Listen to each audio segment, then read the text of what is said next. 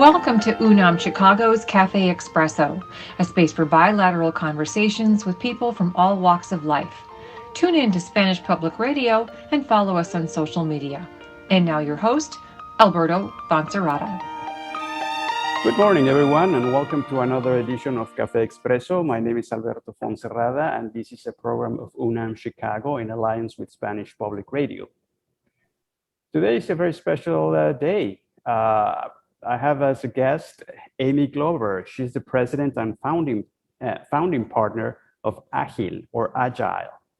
This is a public affairs and strategic consulting firm based in Mexico City. Hi. How are you? Hi, Alberto. Nice to see you virtually. Good to see you too. Good to see you too. Amy has a very extensive experience. She has been the director of the Mexico practice at McClarty Associates in Washington, D.C. She was the national director of external relations at the American Chamber of Commerce of Mexico. She's a columnist for Milenio and serves on the editorial board for the business section of Reforma, and she writes for Mexico Today. And I can go on and on. I mean, you have a very ample curriculum. Again, Amy, welcome. There's a lot to talk about, and I'm glad you agreed to do this. Yeah, thank you for the invitation. Yeah, for sure. And I want to talk also at one point on because this is very important, because Amy also serves as the co-chair of 2020 Women on Boards Mexico. So, but let's start with some of the topics that you've been writing about lately. Sure. I've seen a couple of pieces, very provocative pieces and very comprehensive, where you talk about what's going on in Mexico. Why don't you tell our audience a little bit about, well, first a little bit about you. I know you were born in Detroit. Yes. Tell us a little bit. I'm fully North American because my grandmother actually was the only one in her family born in the United States. Her brothers were born in Canada, and my great grandparents had immigrated to Canada from Scotland. So I cover Canada, US, and Mexico. I was born in Detroit, but I took Mexican citizenship in 2005. I've lived in Mexico most of my adult life since 1997, although I did have a period of 5 years in Washington, D.C. recently. And it's very interesting experience being an immigrant, in the reverse of what the trend is, I suppose. But we're millions of people who are binational and have a great affection for both countries. And there's just no doubt that we're better off when we coordinate together. For sure. Yeah. So Amy, you tell me a little bit about there's a couple of pieces that caught my attention that you wrote on Mexico Today. One, it's the one about, let me see, what's the title of it? A fish in a pot and it's getting hot. Oh, well, that one, yes. That one is where you talk about, the feud that President Lopez Obrador has with journalists and with independent bodies. And you also touch on the electricity reform. Why don't you walk us through a little bit on what are your arguments? Sure. I mean, I think there's a lot of contradictions when we look at Mexico. I mean, I think there's a high degree of political dysfunctionality at the moment, but we see that globally as well. I mean, the U.S. has had its fair share of that, and what's going on in Europe and Asia, none of it is easy. But I think, Mexico faces a particularly complex scenario. Mexico's democracy is quite young. The first transition away from one-party rule was in the year 2000. There's been various governments since then of different parties. I think what we're living through right now is, again, the concentration of power in the hands of one party to a large degree, which is Morena, which is the president's party. I do think it's very serious, and unfortunately, issues related to the rule of law in Mexico, instead of improving, have been getting, I would say, worse. To date, 6 journalists have been assassinated. I mean, there's no other way to put it, gunned down. There's no way to put it nicely, for exercising their craft, which is informing the public related to, current events. A lot of this is related to organized crime, which involves, to a large degree, drug trafficking. But the point is, there's really not a state that is stepping in to protect these journalists, which is a big concern. So, I when I think about this, sometimes I think, Mexico is kind of like the, Italy of Europe, but Mexico is the Italy of North America, rather.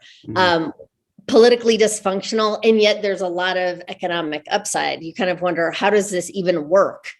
But it does, in the sense that if you look from an investment standpoint at Mexico's economy, there's still so much interest, particularly if you compare it to other economies in Latin America. I mean, because Mexico is close to the US and is integrated into the value chains of North America, which include Canada, Mexico is just too big to ignore, regardless of a high degree of dysfunctionality in the day-to-day politics.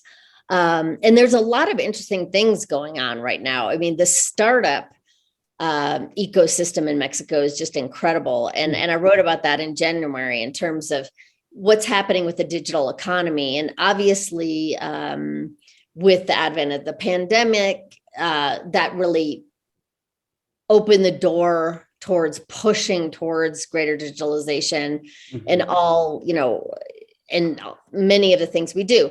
And perhaps the leap was greater in Mexico, whereas, in the US, perhaps people were already ordering groceries online and whatnot. I would say too, the use of WhatsApp as a business tool, for example, in Mexico has just gone gangbusters. So this is really great news for small and medium-sized companies that now have a platform to sell their goods and services and interact with their customers and, conduct payments online.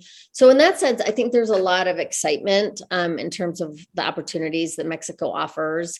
Mexico is a country of 130 million people, it's a young country. Mexico is a cool country. I mean, everybody loves Mexico, I mean, that's right.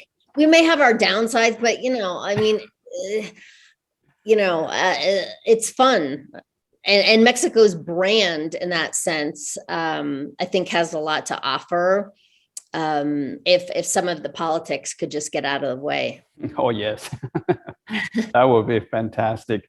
You touched on that article also on the electricity reform. What's your take on that? I mean, I guess, thinking about an American audience, I think in the US, we don't think a lot about energy policy. It just kind of works. And, we don't know why, but because largely it's the private sector that is in charge of distributing energy in the United States. In Mexico, since, a little bit after the revolution in Mexico, the energy resources have been concentrated in the hands of the state. So you have a national oil company, which is Pemex, a national electricity company, which is CFE, and these are the organizations that distribute energy. Several years ago, there was a reform that allowed for private sector interests to get more involved in investing in the whole value chain, both in extraction, production, and distribution of energy. But the current president, López Obrador, has a vision that harkens back to a focus on hydrocarbons. I say it's a policy for the 20th century. The problem is we're now in the 21st century.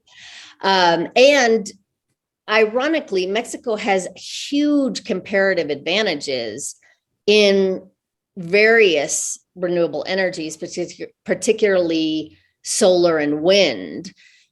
So when we talk about the energy transition, it's transitioning away from a dependence on hydrocarbons and toward greater use of renewable energy. And Mexico could be the energy powerhouse of the future if it decided to embrace this.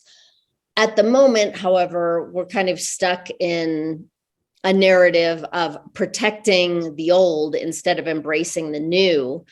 And my feeling is that you can only deny reality so long, and you kind of have to go. This is a global trend, which is critical both for climate change, but also for investment, because manufacturing is critical to the Mexican economy. Mexico is an exporting powerhouse, and it will be hard for global companies to continue to produce in Mexico unless they have access to low carbon footprint energy. Why?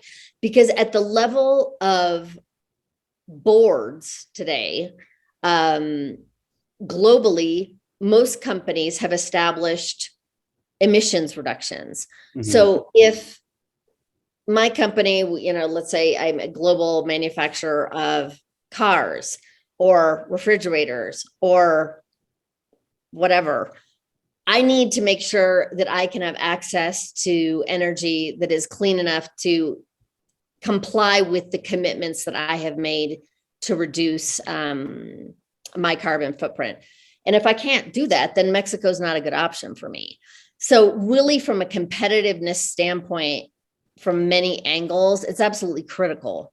And that's why, to make a short story long, electricity reform is such a huge issue in Mexico right now, because the legislation that has been put forth by the president would actually make it harder for private sector interests to produce energy, renewable energy, and sell it to CFE, giving a real advantage to the state-owned company.